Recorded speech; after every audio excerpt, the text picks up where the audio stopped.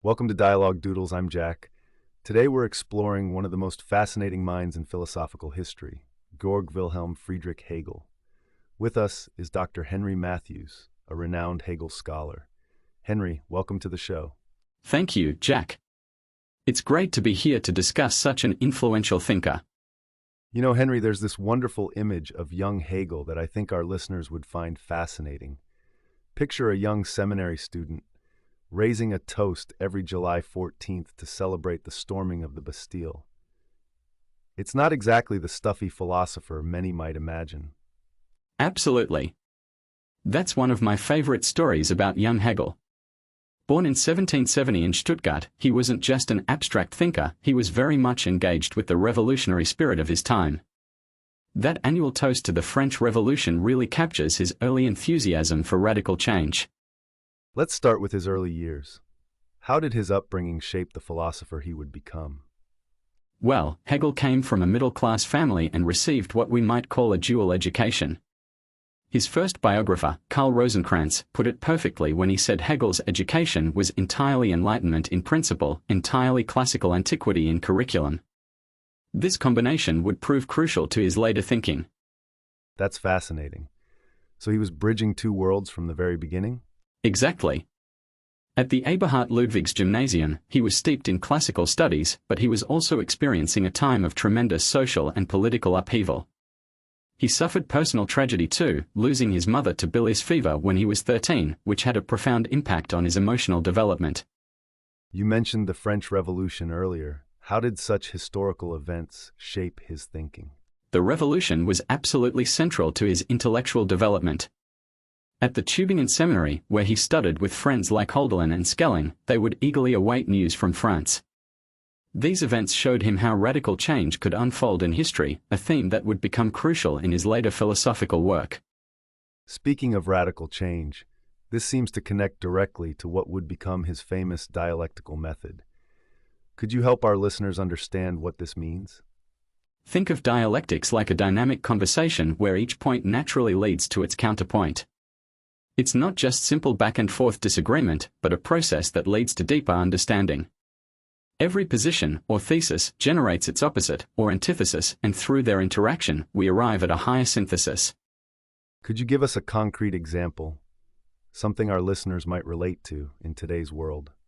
Absolutely. Consider modern social media platforms. They began with the thesis of connecting people globally, seemingly purely positive. This generated its antithesis, concerns about privacy, misinformation, and social division. Now we are seeing a synthesis emerging, more thoughtful approaches to digital connection, with better privacy controls and content moderation. That's fascinating. And I notice you chose a very modern example. Do you see Hegel's dialectical thinking as relevant to current technological challenges? Incredibly relevant, Jack.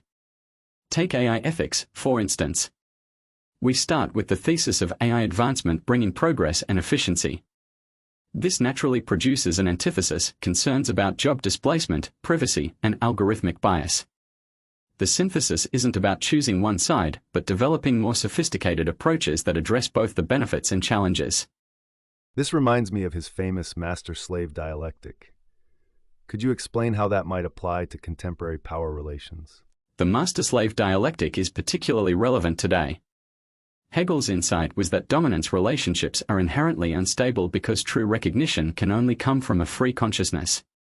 We see this playing out in modern workplace dynamics, where companies are learning that pure top-down authority actually undermines productivity and innovation. That's quite profound, and it leads us naturally to one of his most famous statements: "The rational is actual, the actual is rational." What did he mean by this? This is often misunderstood as Hegel simply justifying whatever exists. But he's making a much more nuanced point. For Hegel, not everything that exists is actual in his technical sense. The actual is what aligns with reason and necessity, what makes coherent sense within a rational system. Could you break that down with an example? Think of a corrupt government. It might exist, but for Hegel, it wouldn't be actual because it contradicts the rational purpose of political institutions. An actual state would be one that effectively realizes human freedom and rational self-organization. That's a fascinating way to think about political institutions. How would you apply this framework to evaluate modern political systems? Well, using Hegel's framework, we'd look at how well political institutions actually fulfill their rational purpose. For instance, a democracy that systematically fails to represent its citizens isn't truly actual in Hegel's sense, even if it has the formal structures of democracy. So it's about the gap between formal existence and genuine effectiveness. Exactly. Think of it like a well-designed building versus a hastily built shack. The shack exists, but it doesn't truly fulfill the actual purpose of architecture to provide stable, functional shelter. Similarly, political institutions must genuinely serve their rational purpose to be actual in Hegel's sense. These ideas seem incredibly influential. Yet I know Hegel also faced significant criticism and reinterpretation from later philosophers. Could you talk about some of the major responses to his work? The three most significant critics were Marx, Kierkegaard, and Nietzsche. Each responded to Hegel in fascinating and different ways. Marx, for instance, took Hegel's dialectical method but turned it on its head, arguing that material conditions, not ideas, drive historical change. And Kierkegaard, how did he respond to Hegel's systematic approach? Kierkegaard represented almost the opposite reaction to Marx. Where Marx focused on material conditions, Kierkegaard emphasized individual subjective truth. He thought Hegel's system was too abstract and missed the crucial importance of personal, existential decisions, particularly in matters of faith. And Nietzsche took yet another approach, didn't he? Yes, Nietzsche was perhaps the most radical in his rejection. He saw Hegel's systematic philosophy as part of a larger problem in Western thought, the attempt to find rational order and meaning where there might not be any. His concept of eternal recurrence was, in many ways, an anti-Hegelian view of history. What fascinates me is how these different interpretations and criticisms seem to have enriched rather than diminished Hegel's influence. Absolutely.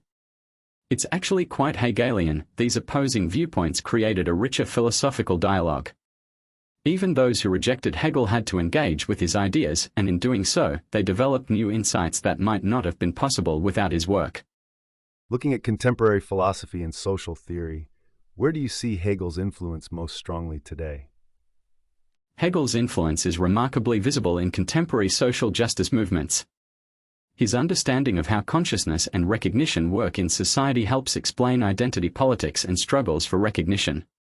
His dialectical method provides a framework for understanding how social change occurs through conflict and resolution. That's interesting. Could you give us a specific example? Take the LGBTQ+ rights movement. It began with invisibility and suppression thesis, which led to resistance and assertion of identity antithesis. Now we are seeing a synthesis where many societies are moving toward fuller integration and recognition, though obviously this process is still ongoing and contested in many places. Earlier we touched on AI ethics. Could you expand on how Hegelian thinking might help us navigate these new technological challenges? Hegel's insight about the relationship between consciousness and recognition becomes incredibly relevant when we think about artificial intelligence. Are we creating genuine consciousness?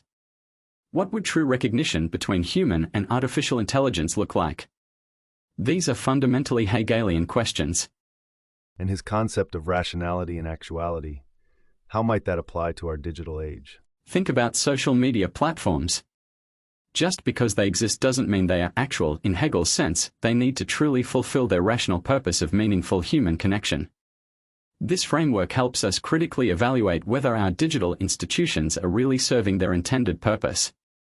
You know, it strikes me that Hegel's journey, from that young revolutionary toasting the French Revolution to developing these profound philosophical insights, mirrors the kind of developmental process he described. That's a brilliant observation, Jack. His personal journey does reflect his philosophical principles. He moved from youthful revolutionary enthusiasm to a more nuanced understanding of how change actually occurs in history. Yet he never lost that fundamental commitment to human freedom and progress. As we wrap up, what would you say is the most important lesson modern readers can take from Hegel? I'd say it's his understanding that progress isn't simple or linear, but comes through engaging with contradictions and conflicts rather than avoiding them. Whether we're dealing with personal growth, social justice, or technological development, real progress requires us to work through opposition rather than around it. That seems particularly relevant in our polarized times. Exactly. Hegel would suggest that rather than seeing polarization as purely negative, we might view it as part of a larger process of social development, though of course, this requires genuine engagement with opposing viewpoints, not just conflict for its own sake. Henry, this has been an absolutely fascinating discussion. Thank you for helping us understand not just Hegel's ideas, but their continuing relevance to our contemporary challenges. Thank you, Jack. It's been a pleasure exploring how this revolutionary young man from Stuttgart developed ideas that still help us understand our world today. Before we move on, I'd love to explore something you mentioned earlier about recognition. How does Hegel's understanding of recognition relate to modern workplace dynamics? This is where Hegel becomes incredibly practical. In the workplace, just as in his master-slave dialectic, pure authority actually undermines itself. A manager who only gives orders without recognizing their employees' autonomy and creativity will ultimately create an ineffective workplace. So successful management requires mutual recognition. Exactly. The most effective organizations today understand what Hegel grasped 2 centuries ago, that true productivity comes from a relationship of mutual recognition and respect. Think about how the best tech companies have moved away from rigid hierarchies toward more collaborative models. That's fascinating. It seems like Silicon Valley might be unconsciously Hegelian. Indeed. And it goes even deeper. Consider how modern companies handle innovation. The thesis might be the established product line, the antithesis comes from disruptive new ideas, and the synthesis is the integration of innovation with existing strengths. Could we apply this same thinking to current debates about artificial intelligence and human work? Absolutely. Rather than seeing it as a simple opposition, humans versus AI, Hegel would encourage us to look for the synthesis. How can AI augment human capabilities while humans guide AI development? The goal isn't to eliminate tension but to work through it productively. You know, this reminds me of your earlier point about his concept of actuality. How might that help us think about AI development? Well, just because we can develop certain AI capabilities doesn't mean they are actual in Hegel's sense. The rational development of AI would need to align with genuine human needs and values, not just what's technically possible, but what serves a rational purpose in human society. That seems crucial for ethical AI development. Right. And it connects to another key Hegelian insight, that freedom isn't just about doing whatever we want, but about developing rational systems that enhance human capability and understanding. Could you expand on that idea of freedom? It seems quite different from how we usually think about it. For Hegel, true freedom isn't just absence of constraints, what he would call negative freedom. Real freedom comes through developing rational institutions and practices that enable human flourishing. It's about creating conditions where we can fully realize our potential. That's quite profound. How would this view of freedom apply to something like social media? Perfect example. Simply allowing unlimited posting without any moderation, negative freedom, often leads to harassment and misinformation. True freedom in social media would mean creating systems that enable meaningful communication and community building while protecting users from harm. This notion of freedom through rational systems rather than absence of constraints, it seems particularly relevant to current debates about regulation, especially in tech. Yes, Hegel would likely see the current debate about tech regulation not as freedom versus control, but as part of developing what he called concrete freedom, the kind that exists through well-designed institutions and frameworks. How does this relate to his early experiences with the French Revolution that we discussed at the beginning? That's a crucial connection. Young Hegel celebrated the revolution's promise of freedom, but as he matured, he recognized that true freedom requires more than just tearing down old structures, it needs the patient work of building rational institutions. Do you see parallels with current social movements? Definitely. Many movements today are learning what Hegel understood, that after the initial moment of protest and resistance comes the harder work of institutional reform and system building. Real change requires both moments, the revolutionary spark and the evolutionary development. Earlier we touched on Marx's criticism of Hegel. How do you think Hegel would respond to current debates about economic inequality? Hegel would likely see current economic tensions as another dialectical process. The thesis of unfettered free market capitalism has generated its antithesis in growing inequality and social instability. The challenge now is finding a synthesis that preserves economic dynamism while ensuring broader social benefit. That's fascinating. It's like his philosophy provides a framework for understanding change without prescribing specific solutions. Exactly. Hegel's method isn't about predicting specific outcomes, but understanding how change occurs through the resolution of contradictions. It's about recognizing that opposing forces aren't just obstacles to be eliminated, but essential parts of development. As we look to the future, what aspects of Hegel's thought do you think will become even more relevant? I think his insights about recognition will be crucial as we navigate human-AI relationships. His understanding of how consciousness develops through interaction with others might help us understand what it means to create genuine artificial intelligence. And his concept of rationality and actuality. That will be vital in distinguishing between technological capabilities that truly serve human needs versus those that merely exist because they are possible. It provides a framework for ethical technological development. So in a way, Hegel's philosophy might help us navigate some of our most pressing contemporary challenges.